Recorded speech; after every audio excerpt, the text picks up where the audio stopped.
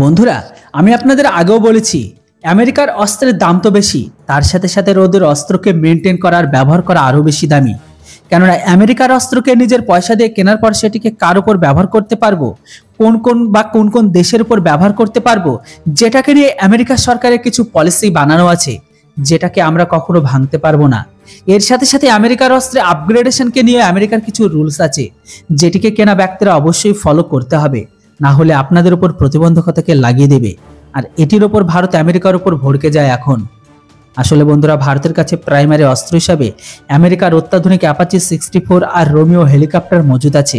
আর এই দুটো অস্ত্র কিন্তু এখন অপারেশনাল, যদিও এখনো পর্যন্ত MQ-9, FA-18, FA-15 এগুলো পাইপলাইনে আছে ডিলগুলো, কিন্তু আমেরিকার এখনো পর্যন্ত এই সমস্ত নিয়মকে দেখে ভারত আমেরিকার অস্ত্রকে নিজেদের দেশে যুক্ত করবে কিনা সেটাকে নিয়ে একবার হলেও ভাবছে।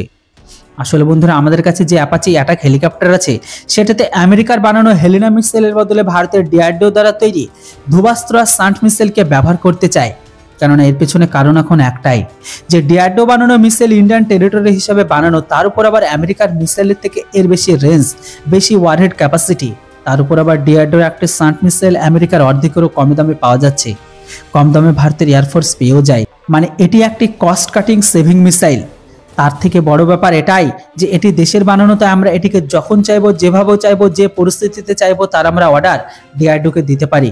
কিন্তু অ্যাপাচিতে আমেরিকার ডিআরডিও তৈরি কোনো মিসাইলকে ইন্টিগ্রেটেড করার অনুমতি দিচ্ছে না। হোয়াইট হাউসের বক্তব্য, অ্যাপাচি হেলিকপ্টার সেই মিসাইলে লাগবে যেটি আমেরিকার তৈরি, আপনারা তার সাথে কোনো কিছু করতে পারবেন না এখন।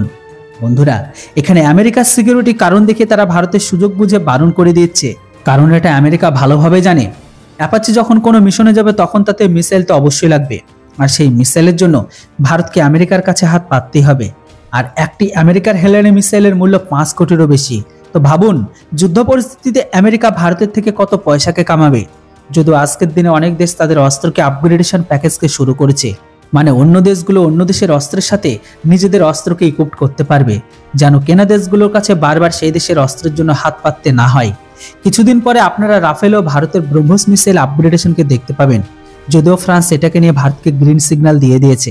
তারপর সেখানে আবার রাশিয়া তাদের অস্ত্রের সাথে ভারতকে সম্পূর্ণ মডিফিকেশন করার জন্য ফুল ছাড়।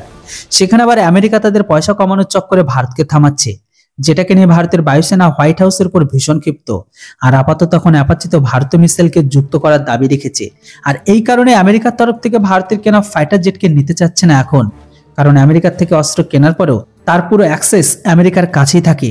তো বন্ধুরা, এবার আপনারাই বলুন, এখানে কি আমাদের আমেরিকার অস্ত্র কেনা উচিত না আমেরিকার থেকে দূরত্ব রাখা উচিত?